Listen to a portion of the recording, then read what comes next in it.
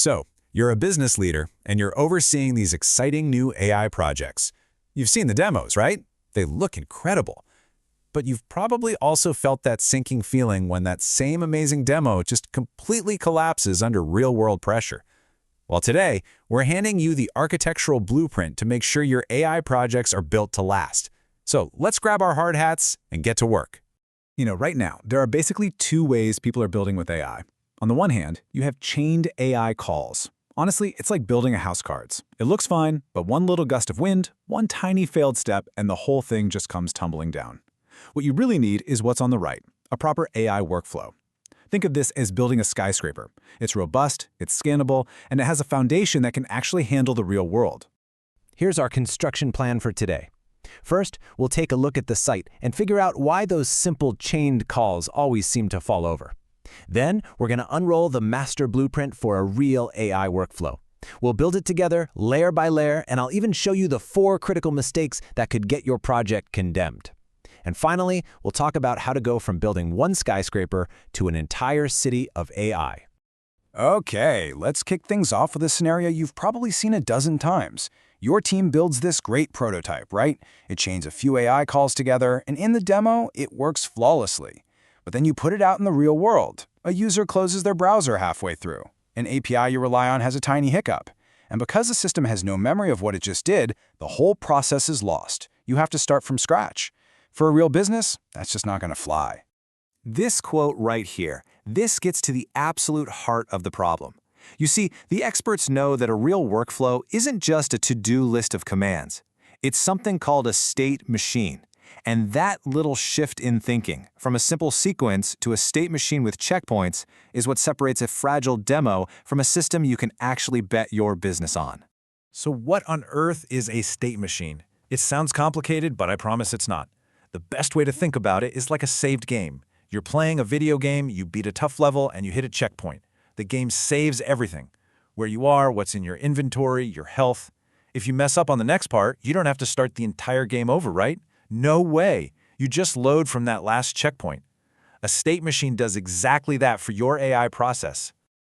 Okay, so let's make this official. From here on out, I want you to forget about lines of code. For the rest of this explainer, we are general contractors. We are overseeing a massive construction project. Because building a tough, multi-step AI process is just like building a skyscraper. And you know what? It demands the exact same level of planning and architectural discipline. Every skyscraper is built in layers, right? You start with the foundation and work your way up. A solid AI workflow is no different. We're about to walk through the 5 essential architectural layers that every single one of your AI projects needs to have. So let's start pouring the concrete. First up, Layer 1, the blueprint and foundation. This is where it all kicks off. And more importantly, it's where you check your materials. You wouldn't start building with bad concrete, would you? So here you validate all your input data. Next is the framing. This is you building the core structure floor by floor, deciding where the walls and hallways go. Then, Layer 3, the utilities. You're installing the plumbing, the electrical. This is how your building connects to the outside world. Like sending an email or calling another service. Okay, once the main structure is up, we get to the really critical finishing layers. Layer 4 is the official records. Think about a real construction site. There's a log of every permit, every inspection. This is your state persistence. You are saving the progress after every single step, so you always know the exact status. And finally, Layer 5, the safety systems. You install fire sprinklers and emergency exits on every single floor. This is your error handling, designed to contain a small problem before it threatens the entire building. All right, now that we know what a solid structure looks like, let's talk about demolition. As a leader, your job is to spot these critical flaws before they bring the whole project down. So here are the 4 most common and most costly mistakes that can turn your beautiful AI skyscraper into a pile of rubble. The first, and honestly the most common mistake, is lost state. Just imagine this. Your entire construction crew goes to lunch, they come back, and they've completely forgotten what they were building. They don't know which floor they were on, they don't know the plan, nothing. That's literally what happens when all of your progress is stored in temporary memory. A server reboots, a user refreshes their page, and poof, it's all gone. The fix is simple, but it is absolutely non-negotiable. You have to pour a concrete foundation. This means you save the state, all the progress, to a permanent database after every single step. That way, no matter what happens, you can always pick up your tools and get right back to work. Just remember, temporary memory is for sketches on a napkin, not for the master blueprint. Mistake number 2 is system overload. Some people call it a retry storm. Picture it, there's a small electrical issue on the 10th floor, a tiny one.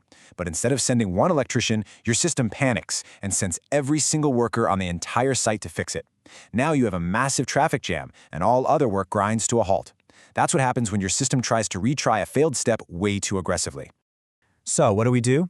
We install circuit breakers. Just like in your house, a tripped breaker stops a power surge from causing damage. In our workflow, if a step fails a few times in a row, our circuit breaker trips. It just stops trying for a little while to let the system recover. A smart way to do this is with something called exponential backoff, which basically just means you wait a little bit longer between each retry. And if something is truly broken, you just set it aside for a human to look at later so it doesn't stop everyone else from working. All right, next up is a mistake that just creates absolute chaos: conflicting updates. Imagine your plumbers are working off of one blueprint and your electricians are working off a totally different one, in the exact same room. Wires get crossed, pipes end up in the wrong place. It's a total disaster. This is what happens when different parts of your system update the project's status without talking to each other, creating messy, corrupt data. The fix here is to enforce a single master blueprint. Period. There can only be one authoritative source of truth for the project's status. Every team, every process, every single step reads from and writes to that one central plan. It's the only way to prevent one team from accidentally undoing the work of another. And finally, we have what might be the most dangerous mistake of all: silent failures. Imagine a tiny hairline crack forms in the foundation. It's so small that nobody reports it, so you just keep building, floor after floor, right on top of that weakening base. The problem doesn't show up until the entire building is unstable. That's what happens in AI when a step fails quietly, but lets the process keep going with bad, incomplete data. The solution? You have to mandate explicit reports. Every single step must end with a clear, unambiguous signal: success or failure.